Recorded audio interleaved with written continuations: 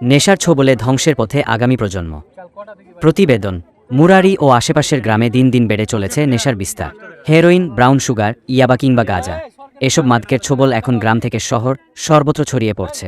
আরে ভয়াবহ প্রভাব পড়ছে আমাদের ছেলেপুলের ভবিষ্যতের উপর। বিশেষজ্ঞরা জানাচ্ছেন, আজকের তরুণরা যদি নেশার ফাঁদে আটকে পড়ে, তাহলে আগামী প্রজন্মের পরিণতি হবে ভয়ঙ্কর। শিক্ষার প্রতি আগ্রহ কমে যাবে, পড়াশোনা মাঝপথে ছেড়ে দেবে অসংখ্য ছাত্রছাত্রী। একদিকে বাড়বে অশিক্ষা, অন্যদিকে তৈরি হবে একটি অক্ষম ও অসুস্থ সমাজ। চিকিৎসকদের মতে, নেশা শরীরকে ভেতর থেকে ধ্বংস করে দেয়। এই আসক্তির প্রভাব শুধু বর্তমানেই নয়, ভবিষ্যৎ প্রজন্মেও পড়বে। দুর্বল ও রোগাক্রান্ত সন্তান জন্ম নেবে, যারা জাতির জন্য বোঝা হয়ে দাঁড়াবে। সামাজিক বিশ্লেষকরা আরও সতর্ক করেছেন, নেশার কারণে আগামী দিনে তরুণদের মধ্যে বেকারত্ব ও অপরাধ প্রবণতা বৃদ্ধি পাবে। মাদক কেনা, টাকার জন্য চুরি, ডাকাতি থেকে শুরু করে খুনের মতো ঘটনাও ঘটে পারে। পরিবার ভেঙে পড়বে, মূল্যবোধ হারিয়ে যাবে, আর সমাজে অস্থিরতা বাড়। গ্রামবাসীর দাবি, এখনই যদি নেশার বিরুদ্ধে কঠোর ব্যবস্থা না নেওয়া হয়, তাহলে আমাদের ছেলেমেয়েদের ভবিষ্যৎ অন্ধকারে তলিয়ে যাবে। আগামী প্রজন্মকে বাঁচাতে হলে আজকেই শুরু করতে হবে নেশামুক্ত সমাজ গড়ার লড়াই। গতকালই আমাদের সমাজে নেশার করাল গাছে আরও একটি প্রাণ ঝরে গেল।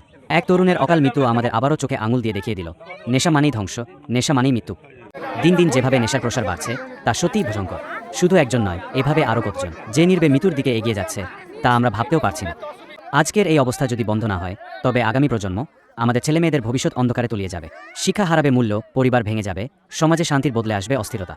এখনই সময় আমরা সবাই মিলে একসাথে দাঁড়াই, নেশার বিরুদ্ধে সামাজিক আন্দোলন গড়ে তুলি। পরিবার, স্কুল, সমাজ, সব জায়গা থেকে শুরু করতে হবে সচেতনতা।